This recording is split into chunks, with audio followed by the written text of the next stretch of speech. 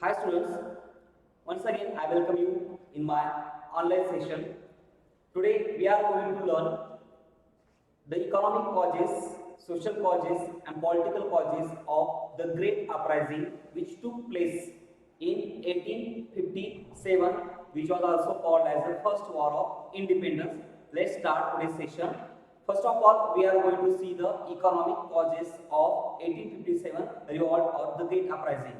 It was one of the important and main causes of the Great Revolt, and we can see these were the currencies during the British period in India.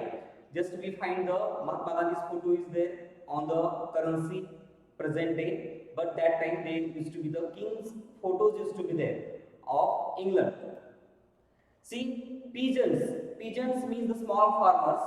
That time, pigeons were also very important part of the society. They were completely dependent upon the agriculture, farming, and they were living their life by the following the agricultural practices. But the pigeons suffered a lot because of the collection policy of the revenue collection policy of the British, and this policy was very strict. There was not any concession during the drought, during the flood, or the failure of the crops, and forcefully the company agents used to collect the revenue from the pigeons, and it is said that the most of the pigeons they didn't eat the meat also for 2 times in a day. So it was a very bad condition of the pigeons that time. See here, and if they were not able to pay the revenue, the company or the British used to grab their land. So to save their land, they used to borrow the money from the money lenders, and once they caught in the cycle of the debt, it was very difficult to come out, because again these money lenders used to charge the high interest on the that amount. So it was very difficult to pay the interest amount and that particular real amount there. So the pigeons suffered a lot. Then artisans craftsmen, that we have learned in 5th chapter that these Indian crafts and artisans has to compete with the industrial goods, machine-made goods, and these were more cheap than the Indian goods. Because of that, again in Calico Act we have also learned that there was a ban on the Indian goods, printed cloth. So because of that, many artisans and craftsmen lost their jobs, and they started to move toward the rural area, and they started to work in the farm. So their condition was also very bad there. Then other professions, because of the what happened, these British conquered the Indian territories, Indian kingdoms, and these Indian kings used to give the used to patronize the musicians, artisans, okay, singers, painters, etc. So kingdom was not there. That's why they lost the patronization of the king, and because of that they lost their occupation, they lost their jobs. So just like the priest, musician, poets, okay, they didn't have any source of livelihood there. That's why there was a lot of anger in the mind of these people against the British. Then the political causes, we can see this is the map during British period. So in yellow color we find that this is the British rule, direct rule was there, and pink color that was the Indian princely states were there. But directly, indirectly, there was the control of the British over India. So we are going to see the political causes. So the British followed the policy of expansion of the empire after 1757. The Battle of Plassey was there. In 1764, Battle of Buxar. Afterwards, these British came to know that they are the very powerful compared to Indian kingdoms, and it will be easy to expand their empire in India. So one by one, they started to fight the wars against the Indian rulers, like the Anglo-Maratha wars, Anglo-Sikh war, Anglo-Mysore war. So because of that, they became very strong in India. Okay, another subsidiary alliance was there. Because of subsidiary alliance, many Indian rulers became the nominal ruler in their kingdom. Actually, there was a rule of the British only there, and they lost their freedom and independence.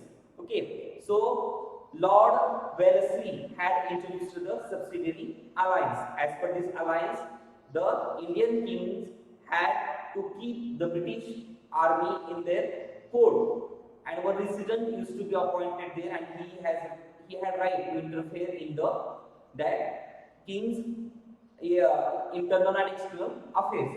So this was the subsidiary alliance was there, and in return the company was responsible to protect the Indian king. See here, the rulers became angry due to the doctrine of lapse also there. As per doctrine of lapse, that the king who had already accepted the subsidiary alliance and who died without natural heir, automatically his kingdom will be merged to the British India. So, because of that, what happens? Jhansi, Satara, Nagpur, such type of 3 states were there, and these were directly merged in the British India because these kings died without natural hair. One of the best example is Jhansi. Okay, Gangadhar Newalkar died without natural hair. That's why Jhansi Lakshmibai had adopted Damodar, but British company rejected that adoption, and because of that Jhansi was acquired by the British.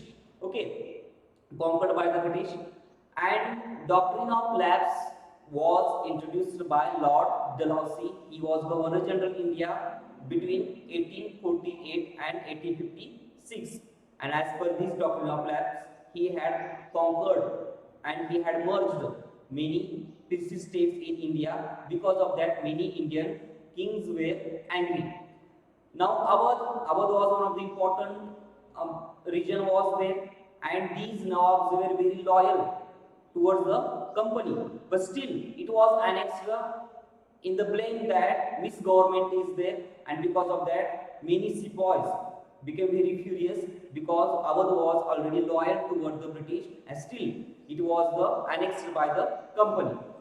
Now social causes, India, since ancient India we find Indian people are following the social customs, and some customs were not so good. Because of that, British passed various acts. For example, they banned the sati custom.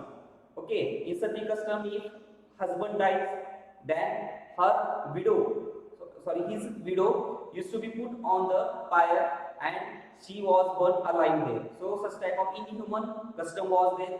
So one act was passed and sati custom was banned. Then widow were allowed to remarriage, and women also encouraged to take the Western education.